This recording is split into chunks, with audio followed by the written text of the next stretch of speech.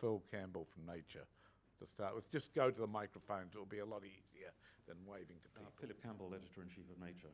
Can you comment on the increasing importance, or otherwise, of the social sciences? The social sciences are potentially very relevant to the problems of society, to issues of inequality and so on.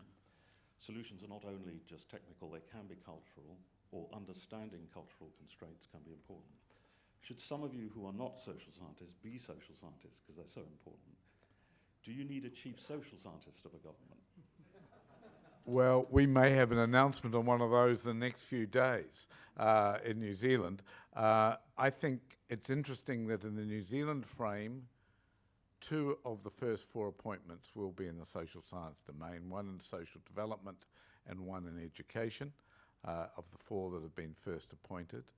Also, the government established a social science policy and research evaluation unit under legislation, of which I am one of its board members, and in fact the only place my role is enshrined in legislation is in the supervision of that unit. So, at least for New Zealand, I think your point is well taken. If you think about it, such a large percentage of a government's commitment are dealing with the social conditions and the social issues of its population.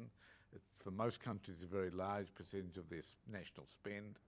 It is an area where governments can, if social science, which has had a bit of a bad reputation at times, can be robustly presented and argued for without agendas, I think governments take it very, very seriously. I think that beyond that, and going to some of the issues that we all deal with, be it fluoridation, genetically modified foods, whatever, the social sciences have clearly not been brought into the conversation early enough, and I think we're all, the issue that Bill Colglazier raised in the last minute of his presentation on the issue of technological change, risk appreciation, we must bring them into the picture more.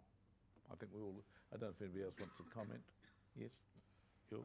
I completely agree. Therefore, in our working groups for reports, we always include social scientists, but even theologians or the people involved in ethical issue. And if you observe the Ebola cases in Africa, this is a medical problem, but the social hurdles are so high, and therefore you see there's a need to improve the role of social science.